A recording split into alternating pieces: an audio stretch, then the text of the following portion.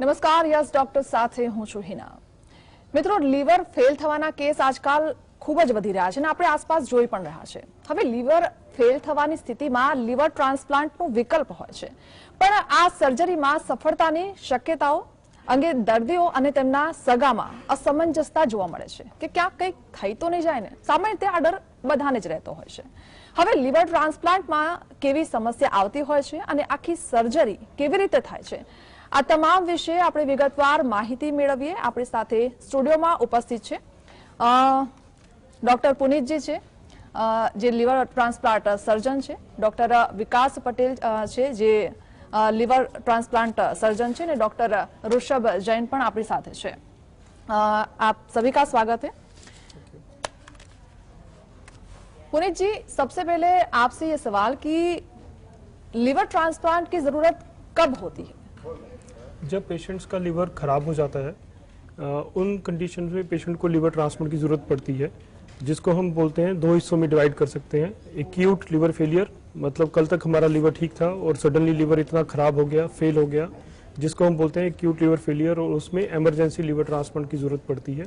दूसरा कारण होता है क्रोनिक लिवर डिजीज, जिसमें लिवर धीरे धीरे खराब होता है और एक सिग्निफिकेंट लेवल पर जाके वो इतना खराब हो जाता है कि वो उससे लाइफ सस्टेन नहीं हो सकती है। उस कंडीशन में लिवर ट्रांसप्लांट की जरूरत पड़ती है। विकास जी, આપણે કેવી રીતે જાણી શકીએ કે લીવર ટ્રાન્સપ્લાન્ટમાં નિષ્ફળતા મળી છે? એટલે પ્રશ્ન એવો છે કે લીવર કામ નથી કરી રહ્યું એ કેવી રીતે ખબર પડે, રાઈટ? તો સામાન્ય રીતે જ્યારે લીવર ફેલ થવાનું ચાલુ થાય ત્યારે સૌથી જે સામાન્ય જેનું લક્ષણ છે એ છે કે કંઈ પણ લક્ષણ ન હોય। એવું પણ બની શકે કે બોડીની અંદર લીવર ઓછું કામ કરતું હોય અને વ્યક્તિને કોઈ પણ લક્ષણ ન આવે। પછી જ્યારે સૌથી સામાન્ય રીતે લક્ષણ આવવાનું ચાલુ થાય એમાં સૌથી પહેલા વજન ઓછું થવું, અશક્તિનો અનુભવો, આ બધી વસ્તુ એવી છે કે જે આપણે એને સામાન્ય લક્ષણ તરીકે એને અવગણીએ છીએ। ઘણીવાર શરીરની અંદર લીવરનો પ્રોબ્લેમ એવી સિચ્યુએશનમાં હોઈ શકે। વધારે જ્યારે લીવર ટ્રાન્સપ્લાન્ટ જેવી સ્થિતિ આવે ત્યારે દર્દીને પેટમાં પાણી ભરાવો થાય, એને આંખો પીળી થાય, પેશાબમાં યલો કલર આવવા લાગે, જેને અમે મેડિકલી જોન્ડિસ કહીએ છીએ। તો આ બધા એવા સાઇન્સ છે કે જેના જે સિચ્યુએશનમાં આપણે લીવર ટ્રાન્સપ્લાન્ટ વિશે વિચારવું જોઈએ। વિકાસજી, થોડી વાર પછી ભાવેશભાઈ પણ આપણી સાથે જોડાઈ જશે, એટલે આ સવાલ એમને પણ પૂછીશું, પણ અત્યારે આ સવાલ તમને કે લીવર આપણા શરીરમાં કેવી રીતે કામ કરતું હોય છે? લીવરને આપણે જોઈએ તો એ આપણા શરીરનું એક સેન્ટ્રલ મેટાબોલિક ઓર્ગન તરીકે જોવામાં આવે। એટલે કે જે પણ વસ્તુ આપણે મોઢેથી આરોગીએ એ આપણા આંતરડામાં થઈ અને લીવરમાં જાય। એટલે લીવર એ ફર્સ્ટ ડિફેન્સનું કામ કરે। બીજું કે જે શરીરની અંદર આપણે લઈએ છીએ ફૂડ, એની અંદર કાર્બોહાઈડ્રેટ્સ, પ્રોટીન્સ, મિનરલ્સ, આ બધી વસ્તુનું જે મેટાબોલિઝમ છે એ લીવર કરે। એ સિવાય લીવર શરીરને જરૂરી પ્રોટીન્સ જેમ કે આલ્બ્યુમિન, અમુક લોહીને વહી જતું અટકાવવા માટેના જે તત્વ છે, લોહીને જે ઘડ રાખે તે ક્લોટિંગ ફેક્ટર્સ કહેવાય, એ બધા પ્રોટીન્સ બનાવવાનું કામ પણ લીવર કરતું હોય છે। લીવર આપણા બોડીના અંદર જે બ્લડને ક્લીન કરવા માટે, એટલે જે ટોક્સિન્સ હોય એનું ક્લિનિંગનું કામ પણ લીવર કરતું હોય છે। એ ઉપરાંત લીવરના અંદર ઘણા હોર્મોન્સ પણ બનતા હોય છે। એ સિવાય આમ જોવા જઈએ તો લીવરના ટોટલ 200 થી 300 ફંક્શન્સ હોય છે। ऋषभ जी, कई बार ऐसी सिचुएशन होती है कि लिवर ट्रांसप्लांट करना शायद ऐसा हो जाए कि अभी नहीं कर सकते या बाद में थोड़ा वेट करना पड़ेगा। कई बार ऐसा होता है कि जो पेशेंट है वो सिक होता है और ऐसी सिचुएशन में भी बहुत टफ रहता है। तो ऐसे सिचुएशन में कब लिवर ट्रांसप्लांट हो सकता है जबकि पेशेंट सिक हो, और आप किस तरह से ट्रीटमेंट करते हो उस समय पे? किसी भी लिवर ट्रांसप्लांट पेशेंट को ऑपरेशन के लिए ले जाने से पहले हम उसका इवैल्यूएशन करते हैं। इवैल्यूएशन में हम उनके लिवर कितना खराब है उसको देखते हैं। खराबी से उनको 3 अलग अलग सीरियसनेस के स्टेज में डालते हैं। उसके बाद उनको हार्ट का कुछ तकलीफ तो नहीं है, उनको किडनी का तकलीफ नहीं है, उनको लंग्स का कुछ तकलीफ नहीं है, उसको इवैल्यूएट किया जाता है अलग अलग टेस्ट के द्वारा।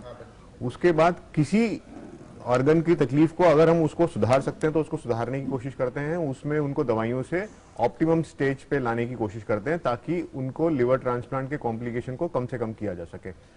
एक बार पेशेंट को उस लेवल पे हम ला पाए कि इससे ज्यादा सुधार बिना ऑपरेशन के नहीं हो पाएगा, तब हम आगे पेशेंट को ऑपरेशन के लिए लेने के लिए तैयार करते हैं। ડોક્ટર ભાવેશ પણ આપણી સાથે જોડાઈ ગયા છે, જે ગેસ્ટ્રોલોજિસ્ટ છે. ડોક્ટર ભાવેશ, આપનું સ્વાગત છે. હમણાં જે એક સવાલ કર્યો કે લીવર આપણા શરીરમાં કેવી રીતે કામ કરતું હોય છે? લીવર એક આપણા શરીરનું બહુ જ મહત્વનું અંગ છે. જેમ કહીએ કે આપણા ઘરમાં રસોડું છે એ રીતે લીવર એ ઉર્જાનો સોર્સ છે. આપણે એમ કહી શકીએ આપણા શરીરનું કિચન એ લીવર જ છે. લીવર જે કંઈ આપણે ખાઈએ છીએ એમાંથી જે કામની વસ્તુઓ છે એમાંથી એનો યુઝ કરવાનું, ડિટોક્સિફિકેશન કરવાનું, જે કંઈ મેડિસિન આપણે લેતા હોઈએ છીએ એનું ક્લિયરન્સ કરવાનું, જે બિલિરુબિન જે હોય છે, જે કે ટોક્સિક મોલિક્યુલ છે જે પ્રોડક્શન આપણા બધાના શરીરમાં થતું હોય છે એનું ક્લિયરન્સ કરવાનું, આ બધા જ મહત્વના કામ, જેમ કે પ્રોટીન્સ બનાવવાનું, લોહી જામે એના માટેના જે પ્રોટીન્સ હોય બધું જ પ્રોડક્શન કરવાનું કામ લીવર કરતું હોય છે. पुनीत जी, कैसी सिचुएशन में और कौन कौन से प्रकार है जिसमें लिवर ट्रांसप्लांट पॉसिबल है? जैसे कि हमने पहले भी देखा कि एक्यूट लिवर फेलियर और क्रोनिक लिवर डिजीज दोनों कंडीशन में हम लिवर ट्रांसप्लांट कर सकते हैं. लिवर ट्रांसप्लांट दो तरह के होते हैं. एक होता है ब्रेन डेड ऑर्गन डोनेशन से हम ऑर्गन लेते हैं, और दूसरा होता है लिविंग डोनर, जिसमें कि फैमिली का एक मेंबर या रिश्तेदार का एक मेंबर अपने लिवर का एक हिस्सा डोनेट करता है. उसको हम बोलते हैं लिविंग डोनर लिवर ट्रांसप्लांट. तो लिवर ट्रांसप्लांट जो कैडेवरिक, जिसको हम ब्रेन डेड ऑर्गन डोनेशन से बोलते हैं, उसमें भी हम लिवर के दो हिस्से करके लगा सकते हैं. दायां हिस्सा अडल्ट्स में लगाया जा सकता है और बायां हिस्सा किसी बच्चे में या फिर छोटे अडल्ट में जिनका वेट कम हो उसमें लगाया जा सकता है. तो ये दो प्रकार के हम लिवर ट्रांसप्लांट करते हैं. વિકાસજી, કેવા સંજોગોમાં લીવર ખરાબ થઈ શકે છે? ઓકે, સો આપણા સમાજનું જોઈએ ઇન્ડિયન સિચ્યુએશનમાં તો લીવર ફેલ થવાના જે મુખ્ય કારણો છે એના અંદર સૌથી કોમન આલ્કોહોલિક લીવર ડિઝીઝ છે. એ બાદ ફેટી લીવર ડિઝીઝના કારણે જે લીવર ફેલિયર થાય એને નેશ કહે છે, તો નેશ રિલેટેડ સિરોસિસ છે. એ ઉપરાંત ઘણા વાયરસીસ છે જે લીવરને બગાડતા હોય છે. તો એ વાયરસીસમાં હિપેટાઇટિસ બી, હિપેટાઇટિસ સી એ મુખ્ય વાયરસ છે. ઘણીવાર એક્યુટ લીવર ફેલિયર થવાના જે કારણો હોય છે એની અંદર હિપેટાઇટિસ એ અને હિપેટાઇટિસ ઈ ના કારણે પણ એક્યુટ લીવર ફેલિયર થતું હોય છે. એ સિવાય જે અનકોમન કોઝિસ જે હોય એના અંદર ઓટોઇમ્યુન લીવર ડિઝીઝ છે, વિલ્સન્સ ડિઝીઝ કે જેના અંદર કોપર મેટાબોલિઝમમાં એરર હોય, નાના બાળકોની અંદર જે પિત્તની નસ જન્મજાત બની ના હોય એને એક્સ્ટ્રા હિપેટિક બિલિયરી એટ્રેઝિયા એવું બીમારી કહીએ છીએ. તો એના અંદર પણ લીવર ફેલ થાય અને ટ્રાન્સપ્લાન્ટની જરૂર પડતી હોય છે. અચ્છા, એટલે કઈ ઉંમરના લોકોમાં આ સમસ્યા વધારે જોવા મળતી હોય છે? લીવર ફેલિયરની વાત કરીએ તો એવરેજ એજ 45 થી 55 ની વચ્ચે એડલ્ટ્સની અંદર જોવા મળે છે. અને જે પીડિયાટ્રિક એજ ગ્રુપ છે તો એના અંદર આઈ વુડ સે કે 1 થી 3 વર્ષની અંદર લીવર ફેલિયર થાય તો જેમાં ટ્રાન્સપ્લાન્ટની કોમનલી જરૂરિયાત પડતી હોય છે. ડોક્ટર ભાવેશ, ક્યારેક એવું થઈ શકે કે વધારે પડતું વ્યસન હોય એના કારણે પણ લીવર ડેમેજ થતું હોય? યસ, આલ્કોહોલ એક એવી વસ્તુ છે જેનાથી વ્યસન વધારે, આલ્કોહોલનું સેવન જો વધારે અમાઉન્ટમાં કરવામાં આવે તો એના લીધે લીવર ખરાબ થતું હોય છે. જો પર્સન્ટેજ આપણે કરીએ કે વોલ્યુમ ગણીએ તો એવું છે કે 80 ગ્રામ્સ ઓફ આલ્કોહોલ, મતલબ કે જે નોર્મલી 45% આલ્કોહોલ અવેલેબલ હોય છે, વિસ્કી વોડકા એ વસ્તુઓમાં હોય છે, એ જો 200 ml થી વધારે જો કોઈ વ્યક્તિ 7-8 વર્ષ સુધી રોજ પીવે તો યુઝ્યુઅલી સિરોસિસ ઓફ લીવર થઈ જતું હોય છે.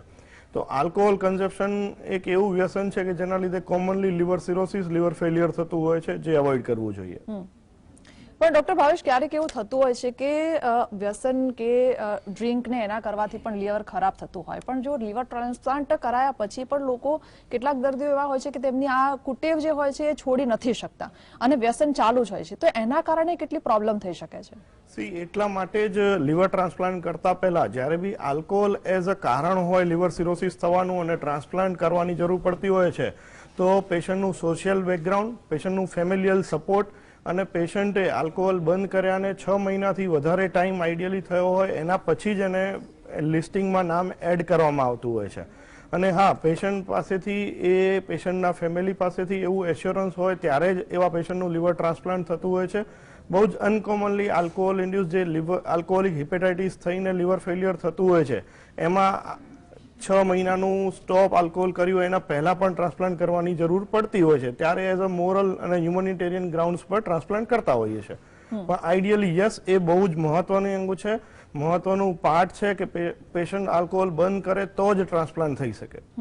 डॉक्टर पुनीत जी, कैसी सिचुएशन में अब जरूरी हो जाता है कि अब लिवर ट्रांसप्लांट करना ही पड़ेगा? लीवर फेलियर होने पे पेट के अंदर पानी आ जाता है.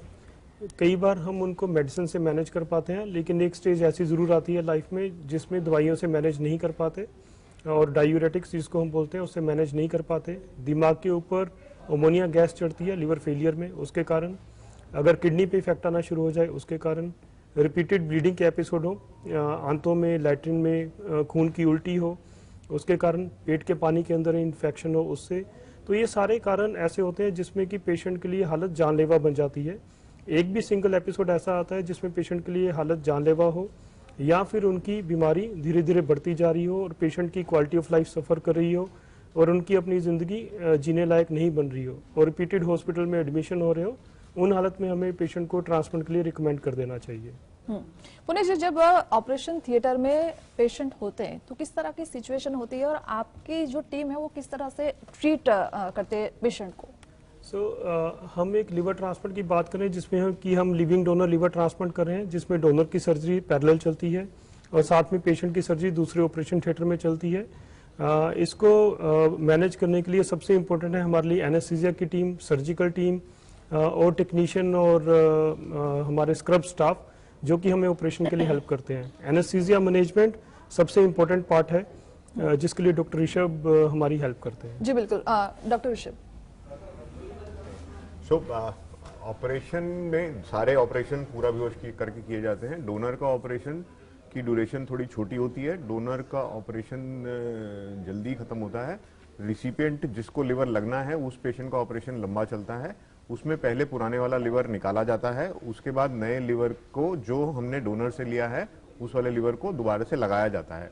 उसमें आज की टेक्निक में पहले वाले जो रिस्क जब टेक्निक शुरू हुई थी वो जो थे कि बहुत ब्लीडिंग होती है, बहुत सारे और खतरे वाली बातें होती हैं, उनको काफ़ी टेक्निक के सुधार से कंट्रोल कर लिया गया है. बट उसमें मेजर खतरे ब्लीडिंग के ऑपरेशन में लिवर लगने के बाद उसके ठीक से चलने के, उनकी वजह से थोड़े से खतरे अभी भी रहते हैं. ડોક્ટર વિકાસ, લીવરનું દાન સૌથી અગત્યની વાત છે કે લીવરનું દાન કોણ આપી શકે? આપણે જો લીવરની દાનની વાત કરીએ તો એ બે પ્રકારે થતા હોય છે. એક થઈ ગયું કે બ્રેન ડેડ ડોનેશન, એટલે કોઈ વ્યક્તિનું જ્યારે મગજ મૃત થઈ જાય, એટલે કોઈ ઈજાના કારણે અથવા મગજના અંદર હેમરેજના કારણે એનું મગજ આગળ વધારે હવે જીવી શકતું ના હોય, તો એ વ્યક્તિના જે બીજા અંગો હોય કે જે સ્વસ્થ હોય, તો એ અંગોમાં જ્યારે લીવરનું દાન થતું હોય તો એને ડિઝીઝ ડોનેશન કહેવાય. બીજો પ્રકારનું ડોનેશન એને લિવિંગ ડોનેશન કહેવાય. લિવિંગ ડોનેશન એટલા માટે કહેવાય કારણ કે એ આપણે એક સ્વસ્થ વ્યક્તિના આખા લીવરમાંથી અડધો ભાગ આપણે ડોનેશન માટે લેતા હોઈએ છીએ. તો એ ડોનેશનના અંદર એ વસ્તુનું ધ્યાન રાખવું પડતું હોય છે કે જે લીવરનો ટુકડો લઈએ છીએ એ લીવરનું જે ક્વોલિટી છે એ ઇમ્પોર્ટન્ટ છે. એ ક્વોલિટીના અંદર આપણે એને ફેટી લીવર ના હોવું જોઈએ, એ લીવરના અંદર બીજી કોઈ બીમારી ના હોવી જોઈએ. એ ઉપરાંત જે લીવરનો જથ્થો લઈએ છીએ એ જથ્થો પેશન્ટ માટે પર્યાપ્ત હોવો જોઈએ અને જે વધેલું લીવર છે એ આપણા જે ડોનર હોય એટલે જે આપતું હોય એના માટે પણ પૂરતો હોવો જોઈએ. તો આ બધી વસ્તુનું ધ્યાન આપણે ઓપરેશન પહેલા કે જે કમ્પ્યુટર દ્વારા આ વસ્તુનું કેલ્ક્યુલેશન કરી અને પછી એ સુનિશ્ચિત કરીને પછી એ ડોનેશન કરવામાં આવતું હોય છે. ડોક્ટર ભાવેશ, બે પરિવારના જો લોકો હોય તો એ લોકો વચ્ચે લીવર ટ્રાન્સપ્લાન્ટ શક્ય છે કે નહીં? કારણ કે ઘણીવાર બ્લડ ગ્રુપનો પ્રશ્ન પણ ઉભો થતો હોય છે. યસ, એ બહુ મહત્વનું છે. જેમ કે લીવર ડોનેશન કરવા માટે જ્યારે ઘરના રિલેટિવ ડોનેટ કરતા હોય તો બે જ વસ્તુઓ જોવાની હોય છે. એક બ્લડ ગ્રુપ મેચ થયેલું હોવું જોઈએ અને બીજી વસ્તુ હોય છે કે પેશન્ટનું સાઇઝ, જે વજન છે એ પ્રમાણે લીવરનું પોર્શન જેટલું મળવાનું છે એ મેચ કર્યા પછી જ થતું હોય છે. Yes, first degree second degree relatives જ પેશન્ટને ડોनेट કરી सकता હોય છે. બહુ જ महत्वનું છે. ऋषभ जी, कई बार ऐसी सिचुएशन आ जाती है कि घर के जो सदस्य हैं और उनके जो एक घर का एक सदस्य है, उनका जो लिवर ट्रांसप्लांट हो रहा है, परिवार के बाकी सदस्य बहुत गंभीर हो जाते हैं कि अब क्या होगा, और ऐसी सिचुएशन में आपके स्टाफ ऐसे टैकल करते हो, और वो खास जो पेशेंट है उनको जो लिवर ट्रांसप्लांट हो जाता है उसके बाद की अगर बात करें तो कितना समय उनको हॉस्पिटल में रहना पड़ता है, उनको कैसे ट्रीट किया जाता है, अगर दवाई की बात करें तो कितने समय तक उनको दवाई लेनी पड़ती है? अगर हम पहले डोनर की बात करें तो डोनर के बारे में आपने सही कहा कि परिवार वाले काफी चिंतित हो जाते हैं, लेकिन आज की सर्जिकल टेक्निक से मैं अश्योर करता हूं कि डोनर को ऑपरेशन में कॉम्प्लिकेशन होने के चांसेस ना के बराबर हैं. हमारे सभी डोनर्स एक हफ्ते से पहले घर चले जाते हैं, एक हफ्ते के अंदर, मैक्सिमम एक हफ्ते के अंदर घर चले जाते हैं. धीरे धीरे डोनर का लिवर अपने पुराने साइज पे आ जाता है और 1-1.5 महीने से वो अपनी पुरानी रूटीन जिंदगी चालू कर सकते हैं. तो डोनर के बारे में एक हफ्ते का टाइम मैक्सिमम हॉस्पिटल में रहने का होता है, उसके बाद वो अपनी रूटीन जिंदगी चालू कर सकते हैं. रिसिपिएंट के लिए रिकवरी का टाइम थोड़ा लंबा होता है. रिसिपिएंट को हम 10 से 15 दिन रखते हैं अगर कोई कॉम्प्लिकेशन नहीं होती है. उसके बाद पेशेंट को हॉस्पिटल के पास कुछ दिन रेगुलर फॉलोअप में रहना पड़ता है, जिसके लिए डॉक्टर साहब से उनको अपनी दवाइयां एडजस्ट करानी पड़ती हैं जो ट्रांसप्लांट के बाद चलती हैं.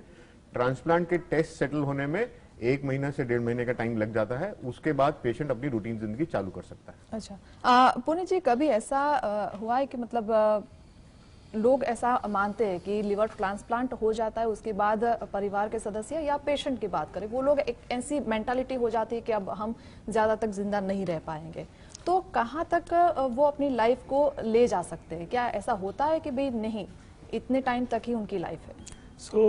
अगर हम पेशेंट को उसी को ट्रांसप्लांट ऑफर किया जाता है जिनकी हालत खराब हो जाती है और उनकी जिंदगी की ड्यूरेशन कम हम एक्सपेक्ट करते हैं, एक बार ट्रांसप्लांट होने के बाद अपनी जो उनकी एज के बराबर के लोग हैं उसके बराबर की ज़िंदगी वो जी सकते हैं. लेट्स से कि हम आज की डेट में एक्सपेक्ट करते हैं एवरेज लाइफ हमारी 70 ईयर्स है.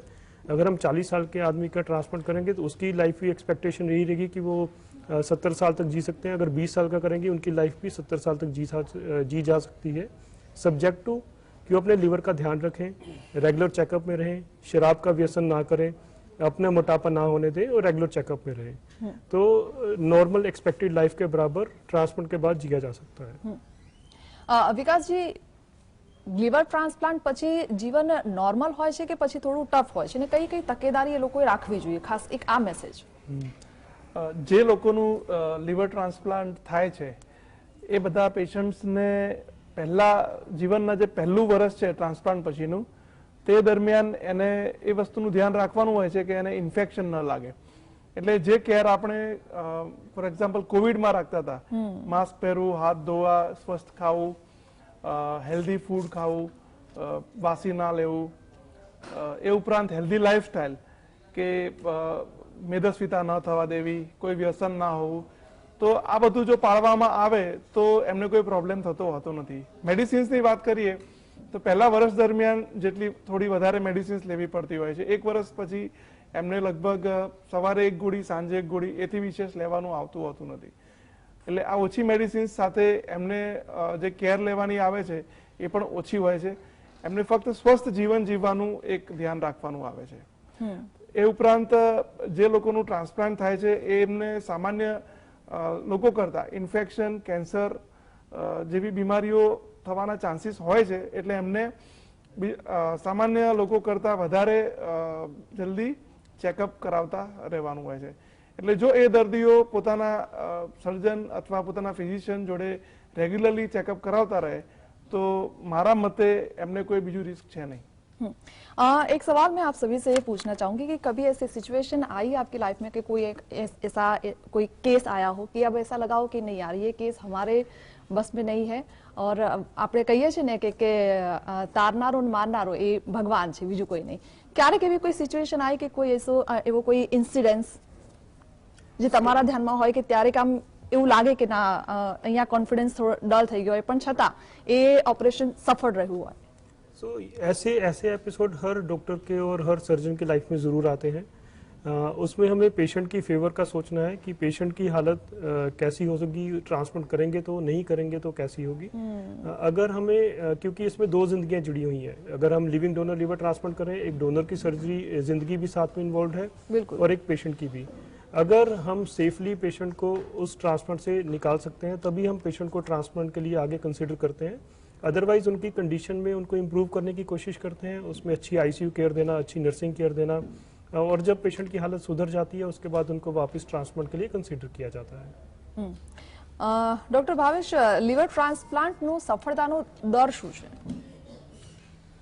જો लिवर ट्रांसप्लांट સફળતાનો દર ગણીએ 85 થી 90% લોકો એટલીસ્ટ 5 વર્ષ જીવતા હોય છે, જે એનો સફળતાનો દર છે। અને જે લોકો 5 વર્ષ જીવે છે એ જેમ આપણે ડોક્ટર પુનીતે કીધું એ લોકો નોર્મલ લાઈફ એક્સપેક્ટન્સી એજ પ્રમાણે હોય છે એ પ્રમાણે જીવી શકતા હોય છે।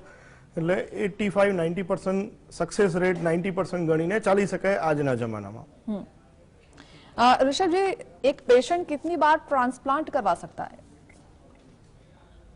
पेशेंट का लिवर ट्रांसप्लांट में पहली बार करवाने से ही, अगर पेशेंट जैसे डॉक्टर पुनीत ने बताया कि अगर अपने दवाइयों का ध्यान रखते हैं और कुछ ऐसी चीजें जिनकी वजह से पहली बार ही ट्रांसप्लांट होता वो दोबारा नहीं करते हैं और जनरली अपनी सेहत का ध्यान रखते हैं, तो दोबारा ट्रांसप्लांट कराने की जरूरत नहीं पड़ती है। कुछ केसेस में लिवर अपने किन्हीं कारणों से नहीं चल पाता है, ऐसे केसेस बहुत कम होते हैं, बट ऐसे केसेस को दोबारा ट्रांसप्लांट के लिए भी कंसिडर किया जा सकता है। डॉक्टर विकास, खास कया प्रकारनी जो लिवर ट्रांसप्लांट पहला અને लिवर ट्रांसप्लांट પછી તકેદારી દર્દીએ રાખવી જોઈએ? લીવર ટ્રાન્સપ્લાન્ટ પહેલા એટલે જ્યારે એવું નક્કી થાય કે દર્દીએ લીવર ટ્રાન્સપ્લાન્ટની જરૂર છે અને એના જે રિપોર્ટ્સ થઈ રહ્યા છે ત્યાંથી લઈ અને એનું ટ્રાન્સપ્લાન્ટનું ઓપરેશન થાય એ દરમિયાન એમને એ વસ્તુનું ધ્યાન રાખવું જોઈએ કે એમને બોડીના અંદર કોઈ ઇન્ફેક્શન ના રહે।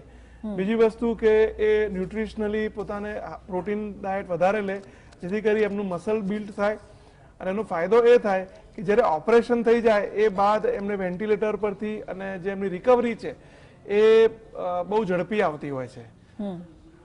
ઓપરેશન બાદની વાત કરીએ તો જે મેડિસિન્સ છે તે સમયસર લેવાની રહેતી હોય છે, એમને જે શુગર કંટ્રોલ હોય છે એ એમને ટાઈટ રાખવાનો હોય છે, એ ઉપરાંત જે ફૂડ લેતા હોય છે એ સામાન્ય લોકો કરતા આપણે એમને વધારે કેલરીઝ આપતા હોય છે જેથી કરી જે બીમારી દરમિયાન જે એમના બોડીમાંથી જે લોસ થયો હોય એ લોસ આપણે એમને પહેલા સરભર કરવાનો આવે છે, એ બાદ એમની જે બોડીનું જે હેલ્થ છે એ ઇમ્પ્રૂવ કરવાની હોય છે। એટલે આ જે રિકવરી ફેઝ છે એ બહુ ઇમ્પોર્ટન્ટ છે અને એ ઓલમોસ્ટ 1 થી 2 મહિના સુધીનો ચાલતો હોય છે। पुनीत जी, इन्फेक्शन की अगर बात करें तो जब भी कोई ऑपरेशन होता है तो कोई ना कोई तरीके से इन्फेक्शन लग जाता है। अब लिवर ट्रांसप्लांट के केस में इन्फेक्शन किस तरह के लगते हो और कैसे कैसे सिचुएशन में इन्फेक्शन हो सकता है? सो इन्फेक्शन एक बहुत ही कॉमन चीज़ है। जब भी हम किसी भी बीमारी से ग्रसित है तो हमें इन्फेक्शन होने के चांसेस रहते हैं। हम सब के अंदर बैक्टीरियाज हैं, जब हमारी इम्यूनिटी कम होती है तो बैक्टीरियाज आगे आके इन्फेक्शन के तौर पे दिख सकते हैं। तो कॉमन तौर पे 3 तरह की कॉमन इन्फेक्शन जिनको हम देख के चलते हैं, जो कि किसी भी पेशेंट में हो सकते हैं, जो ट्रांसप्लांट पेशेंट में ज़्यादा होते हैं, जो कि हैं बैक्टीरियल इन्फेक्शंस, दूसरे हैं फंगल इन्फेक्शंस, तीसरा है वायरल इन्फेक्शन। बैक्टीरियल इन्फेक्शंस के लिए हम एंटीबायोटिक्स दे के रखते हैं। ट्रांसप्लांट से पहले हम ये इंश्योर करते हैं कि पेशेंट को किसी तरह की एक्टिव इन्फेक्शन नहीं हो, तभी उनको ट्रांसप्लांट के लिए लिया जाता है। उसके बावजूद उनको ट्रांसप्लांट से पहले एंटीबायोटिक शुरू किए जाते हैं और डिपेंडिंग ऑन पेशेंट किस तरह से बिहेव कर रहे हैं या कोई इन्फेक्शन आ रहा है उसके हिसाब से उनके एंटीबायोटिक चेंज किए जाते हैं। ऐसे ही हम एंटी फंगल मेडिकेशन देकर चलते हैं ताकि उनको फंगल इन्फेक्शन नहीं हो। एंटीवायरल इन्फेक्शन देने की जरूरत बहुत कम पड़ती है, लेकिन अगर बाय चांस पेशेंट को उन मेडिसिन की जरूरत है तो उनकी इंडिकेशन के हिसाब से उनको शुरू किया जाता है। ડોક્ટર ભાવેશ, આજકાલ જે આપણે લાઈફ જોઈ રહ્યા છે, ભાગદોડ ભરી લાઈફ છે ને અત્યારે વ્યસન પણ ખૂબ લોકો એ તરફ જઈ પણ રહ્યા છે। અત્યારે લીવર જે ટ્રાન્સપ્લાન્ટના કિસ્સા કેટલા વધી રહ્યા છે, એટલે કે લીવર જે ડેમેજ થઈ રહ્યું છે ને એનું પ્રમાણ કેટલું વધુ જોવા મળી રહ્યું છે? કારણ કે કેટલાક કેસ તમારી સામે આવતા હશે એટલે તમને એ વસ્તુનો ખ્યાલ હશે કે અત્યારે આનું પ્રમાણ ખૂબ જ વધી ગયું છે. આમાં કહીએ તો જેમ કોમન કારણ ડોક્ટર વિકાસે કીધા, જે આજથી 10-15 વર્ષ પહેલા જોવામાં આવતું તો એ હતા હિપેટાઇટિસ બી, હિપેટાઇટિસ સી અને આલ્કોહોલ, આ સિક્વન્સ આવતું હતું. હવે જો જોવા જઈએ તો આલ્કોહોલ, મેદસ્વીતા એટલે કે નોન આલ્કોહોલિક સ્ટીએટોહિપેટાઇટિસ, નેશ રિલેટેડ સિરોસિસ, આ બે મુખ્ય કારણો. હિપેટાઇટિસ બી એના પછી અને હિપેટાઇટિસ સી સૌથી ઓછું, કારણ કે હિપેટાઇટિસ બી અને સી માટે એન્ટીવાયરલ મેડિકેશન્સ બહુ સારા અવેલેબલ છે. જે આજથી 10 વર્ષ પહેલા હિપેટાઇટિસ સી નું ટ્રીટમેન્ટ તકલીફવાળું હતું એ એકદમ સિમ્પલ થઈ ગયું છે because of breakthrough in medicines. હવે ગણીએ તો આલ્કોહોલ અને મેદસ્વીતા એટલે કે ઓબેસિટીના લીધે જે લીવર ખરાબ થાય છે એ મોસ્ટ કોમન કોઝિસમાં આવે છે, અને આગળ જતા નેક્સ્ટ 10 યર્સમાં એ જ મેઇન કારણ થઈ જશે કે non alcoholic fatty liver disease induce cirrhosis most common cause થઈ જશે. ऋषभ, जी लिवर ट्रांसप्लांट का जो सर्जरी है वो कितने घंटे का होता है और कैसे ट्रीटमेंट रहती है? डोनर सर्जरी की बात करें तो 8 से 10 घंटे में डोनर का ऑपरेशन शुरू होने के बाद से डोनर का ऑपरेशन खत्म होकर डोनर आईसीयू में शिफ्ट हो जाता है. रिसिपिएंट जिनको लिवर लगना है उनकी सर्जरी की बात करें तो 10 से 12 घंटे में उनका ऑपरेशन आजकल सभी अच्छे सेंटर्स में हो जाता है. पेशेंट उसके बाद आईसीयू शिफ्ट हो जाते हैं. जी વિકાસજી, ઋષભજી અને પુનિતજી, ભાવેશજી, આપ અમારી સાથે જોડાયા યસ ડોક્ટરમાં અને લીવર ટ્રાન્સપ્લાન્ટને લઈને જે તમામ માહિતી આપી એ બદલ આપનો આભાર. Thank you so much. Thank you. Thank you. વિશેષમાં અત્યારે બસ આટલું જ. નમસ્કાર.